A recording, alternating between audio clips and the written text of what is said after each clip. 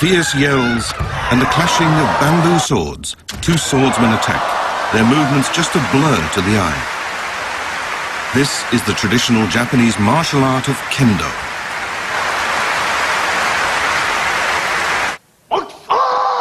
The aim of Kendo is not merely to defeat your opponent, it's also a way to train your mind.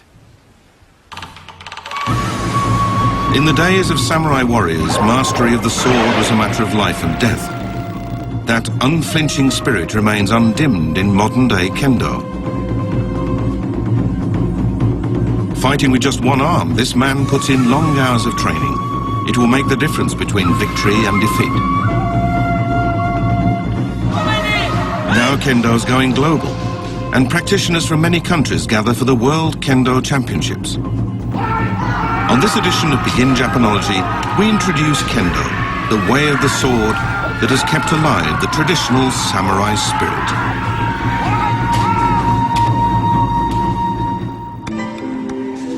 Hello and welcome to Begin Japanology. I'm Peter Barakan. Today I'm visiting a university dojo, which is a gym devoted to the practice of martial arts. In our case today, Kendo. So I'm going to go straight in and take a look.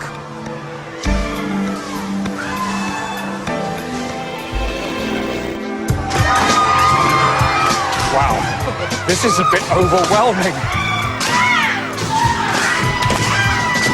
The sound and the reverberation of the floor and everything is quite amazing. I'm going to have to shout to be heard, I think, in here.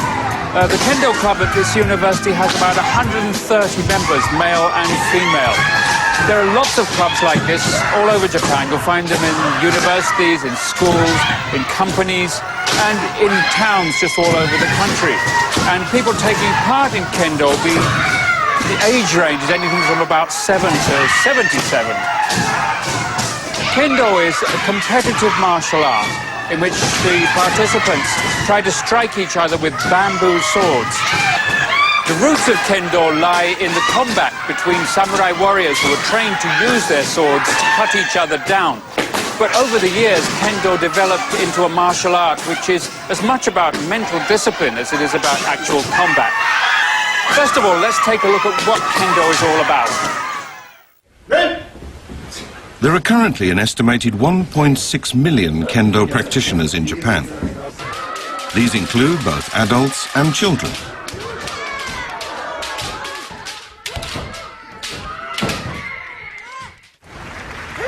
Kendo is a one-on-one martial art.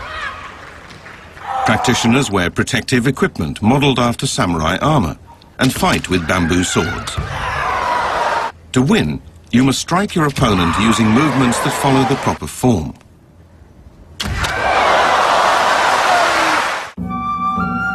Special clothing and protective gear are worn. The basic clothes are a jacket and wide pleated trousers. Kendo bouts are fought barefoot. Over this outfit, protective equipment is worn. The helmet has a rigid metal grille to guard the face. The rest of it is made of thickly padded cloth.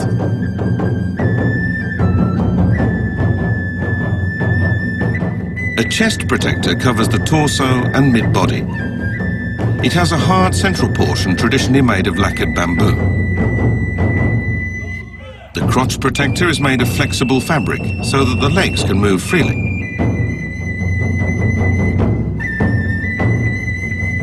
Protective mittens cover the hands and wrists. These are constructed of multiple layers of cloth and leather and are designed to allow the hands to move easily. The weapon used in Kendo is a bamboo sword called a shinai. Modelled after the swords used by samurai warriors, it's a hollow cylinder made of 4 shafts of split bamboo. A binding cord runs the length of the shinai, corresponding to the flat top of a sword blade. The opposite side is the striking edge. Here's a Kendo bout in action. This was the final of the 2008 All Japan Kendo Championships. Usually bouts last for 5 minutes, but in this tournament they are 10 minutes long. One competitor fights as red and the other is white. Landing a perfectly coordinated blow on the opponent is called ippon, and scores 1 point. The first to score 2 points wins the bout.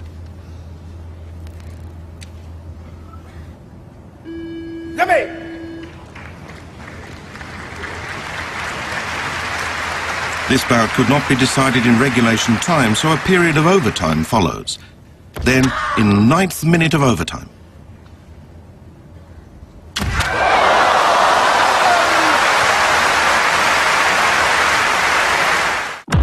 White strikes a brilliant ippon.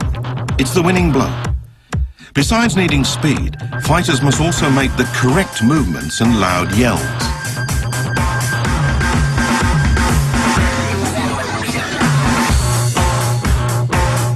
Ippon points can be scored by hitting various strike zones.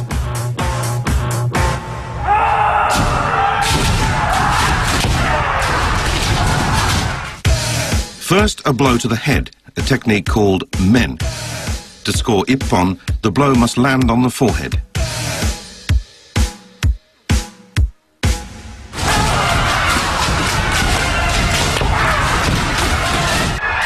The second strike zone, known as kote, is the forearm or wrist on either arm. Third is a blow to the trunk, called do. This requires the shinai to be swung down at an angle. Striking either the left or right side scores ippon, but hitting the center doesn't count. The fourth strike zone is the throat, or tsuki.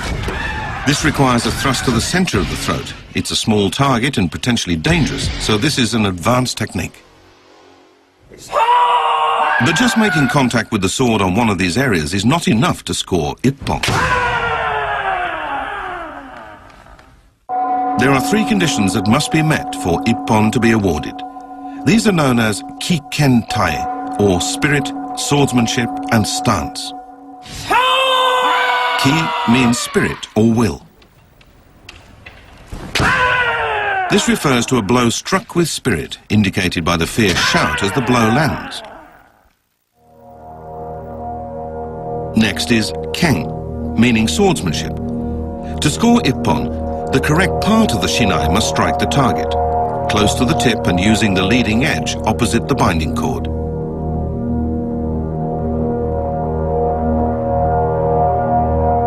Viewed again in slow motion, you can see that the tip of the shinai lands squarely on the target.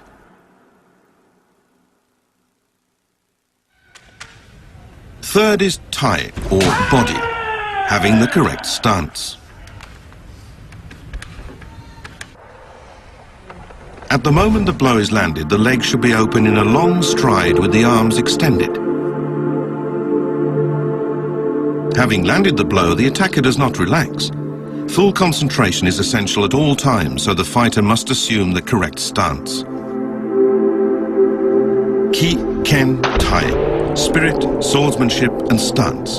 In Kendo, each of these 3 must be right for ippon to be awarded. It's not just physical strength that's valued in Kendo, but also mental strength. There's one kind of Kendo training that's called tachikiri, in which a combatant fights a series of opponents continuously for 3 hours.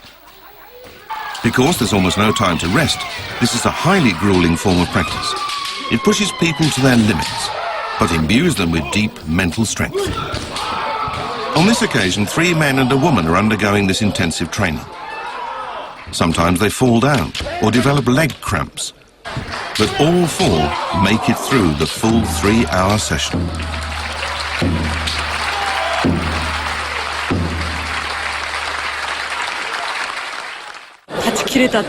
I'm overwhelmed that I was able to stay on my feet until the very end. This was the best experience I've ever had in Kendo.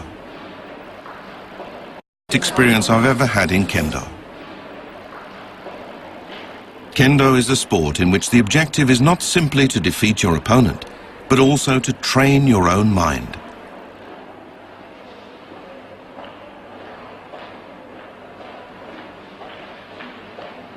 Well, you've seen the basic techniques now, but there are some more advanced techniques as well. And these students are going to show us one of those now. They're going to give us a demonstration of a technique called Men Kaishi Do. Men is the head, Kaishi is to counter, and do is the body or trunk. So this is when one of the fighters is trying to hit the other one's head, and then they deflect that and counter to the body.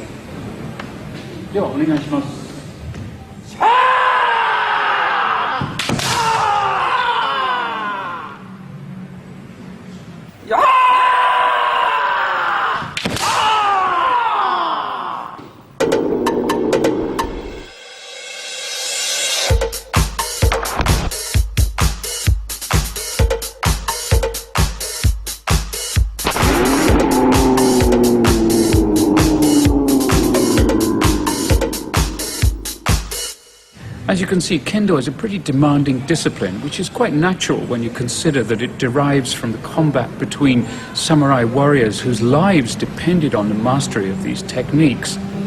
Of course, there's no actual killing in Kendo, but the mindset is very much kill or be killed. Let's go on now and take a look at how Kendo came about in the first place. Up to the start of the 17th century, Japan was ravaged by civil war, with regional warlords fighting to expand their power. For the samurai at that time, the way they handled their spears and swords was a matter of life or death.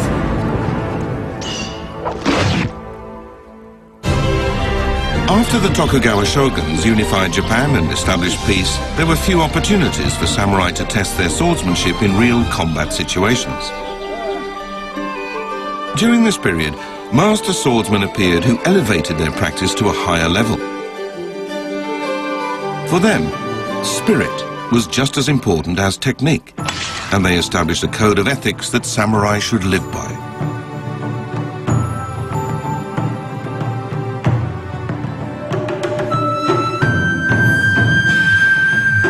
One of these master swordsmen was Miyamoto Musashi, who lived in the 16th and 17th centuries. In his youth, Musashi fought more than 60 one-on-one duels and was never defeated.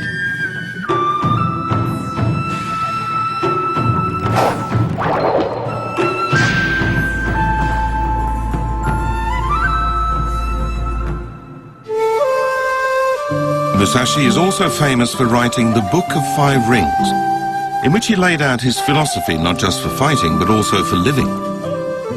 His words had a profound influence on later generations of swordsmen and the world of Kendo. In daily life, just as on the battlefield, you must never lose your spiritual equilibrium, Musashi wrote. You should cultivate a mentality that allows you to stay alert, whatever the situation, so your spirit remains undisturbed either by tenseness or being too relaxed.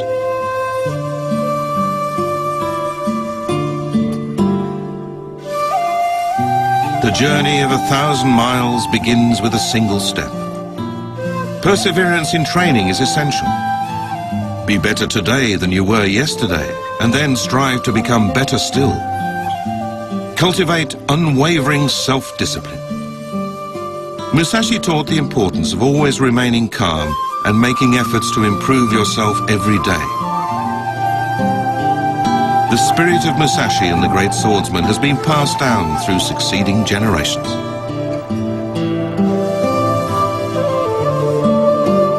One man who kept this spirit alive was Moriji Mochida, who came to be known as the supreme swordsman of the 20th century.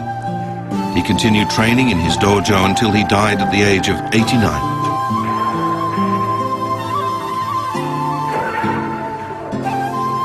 This is what he said about the way of the sword. I spent 50 years mastering the basics of Kendo. Once I turned 50, my real training started. I began practicing Kendo with my spirit. When I turned 60, my legs started to get weaker, so I focused on making my spirit more active. After I turned 70, I began training my spirit to remain still. Once the spirit is calm, it becomes a mirror that reflects your opponent's spirit.